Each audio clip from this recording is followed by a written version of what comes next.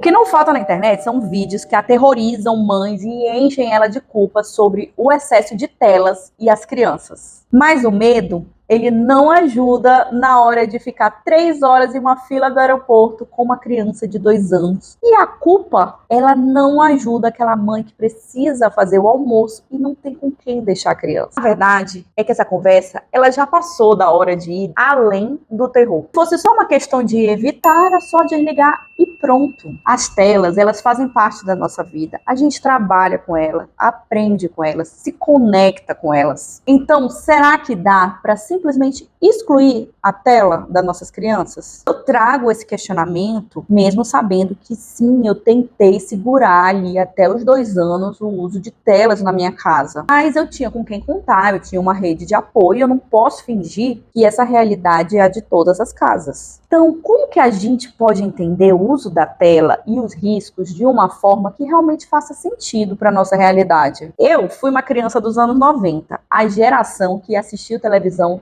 totalmente sem controles e que supostamente teria problemas sérios no futuro por causa disso. Mas, por mais que a gente assistisse TV sem controle, os programas infantis duravam 3, 4 horas. E aí entrava programação de adulto e era muito chato e a gente saía de frente da TV. E vamos combinar que eram 4 horas de programação infantil, porém meio duvidosa. Tá certo que eu também vivi o auge da TV Cultura, que era uma tarde inteira de programas educativos que eu lembro até hoje. Eu já pensei muito sobre isso. Eu assistia toda a tarde, eu tinha aquela empolgação, eu ficava muito feliz, com ótimas sensações até do que os outros programas, porque eu sempre tinha uma sensação de aprendizado, eu aprendi uma coisa nova, eu podia testar algo novo, eles sempre ensinavam algo diferente e tudo isso ficou gravado até hoje. Tinha aquela sensação de descoberta, sabe? Tipo quando você lê um livro ou assiste um filme super inteligente, super legal, e você quer muito compartilhar aquilo com alguém, o que você entendeu, aprendeu, ou a sua nova visão sobre a vida. Foi isso que aconteceu comigo.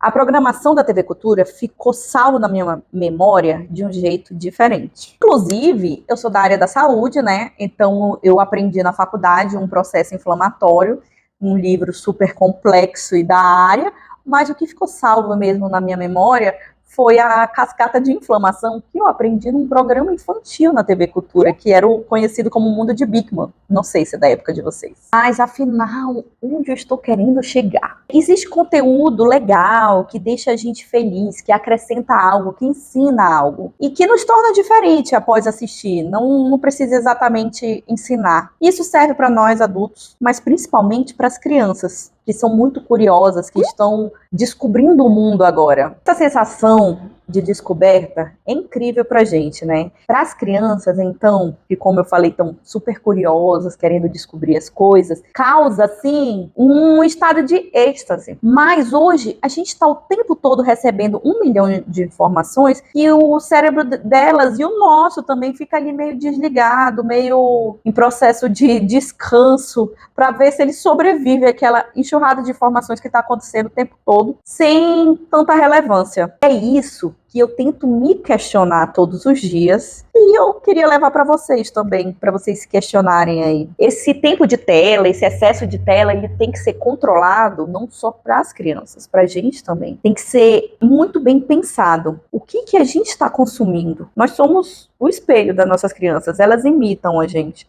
Então, o que a gente anda consumindo, a quantidade de tempo que a gente fica consumindo aquilo é saudável? É saudável para as crianças assistirem o que a gente está fazendo? Porque elas vão repetir, elas vão ver que o nosso tempo livre a gente gasta todo de frente para uma tela. E elas vão achar que esse é o normal, esse é o comum e é o que elas precisam fazer também. Então não adianta nada proibir totalmente, que assim que elas tiverem acesso, elas vão ter o mesmo comportamento que o nosso. E eu falo isso com um pensamento alto, que é para vocês, mas é principalmente para mim. Assim, por mais que as telas elas tenham que ser avaliadas, o uso tanto nosso quanto das crianças, mas é certo que uma criança até 2 anos, ela deve ter uso zero de telas. Zero. Eu sei que o zero é bem relativo no dia de hoje, mas é zero. não acrescenta em nada na vida deles. As musiquinhas, eles podem ser legais para se ouvir, mas para ver não faz diferença nenhuma positivamente, mas negativamente faz. Eu sei que nessa fase a gente fica, mas eu preciso ficar dando atenção para minha criança o tempo todo, eu preciso fazer comida, eu preciso cuidar da casa, eu preciso estudar, mas a gente tem que aproveitar, porque até os 2 anos é a fase de descoberta. Então, um simples barulho de papel alumínio, rasgar um papel diferente, brincar com uma panela, os barulhos, tudo isso é uma descoberta, é algo diferente para aquela criança. Tá certo que ela não vai ficar horas ali naquele mesmo lugar, que era como a gente gostaria e é o que uma tela pode fazer com uma criança. Você vai precisar mudar ela de ambiente, oferecer outras distrações, mas tudo vale a pena. Toda essa descoberta acrescenta muito no desenvolvimento daquela criança que ainda não tem nem 2 anos. Sei que na nossa cabeça a gente pensa assim, eu vou botar um programa educativo aqui, vai ser ótimo para ele, enquanto eu termino isso. Mas eles não têm a mesma associação que a nossa. Um bebê até 2 anos, ele gosta de imitar pessoas, mas uma tela, ele nem entende direito que ali é uma pessoa. Ele vê as imagens, ele não consegue fazer as mesmas associações que a nossa de aprender algo com uma tela. Como eu comecei o vídeo, atualmente não dá mais para a gente ficar fazendo terror, pânico sobre o uso de telas, porque todos nós já estamos sentindo o efeito viciante dessas telas, né? A gente está tendo na nossa pele, a gente está fingindo que não está percebendo e vai empurrando com a barriga e talvez amanhã a gente resolva isso. Mas hoje, só mais hoje a gente vai ficar usando a tela de forma descontrolada de novo. Por isso que eu pensei em dividir isso aqui com vocês, para que a gente pense com o uso de tela de uma forma diferente, uma forma mais consciente. A gente comece a redescobrir algum hobby, algum trabalho manual, construir algo, consertar algo, mudar algo de lugar, desenhar, pintar, fazer coisas que não sejam mexer no celular. Ou simplesmente olhar para cima, levantar o rosto. E até isso, quando a gente vai perceber no final do dia, nosso rosto passou o dia inteiro abaixado. Vocês têm essa sensação que eu tenho? Como eu disse, esse é um pensamento alto, caso vocês queiram ouvir também. E continuando esse pensamento, será que nossos filhos têm passado tanto tempo na tela porque nós também não sabemos mais o que fazer com o nosso tempo livre? A gente não tem nenhuma ideia, uma criatividade, algo para fazer em relação a isso?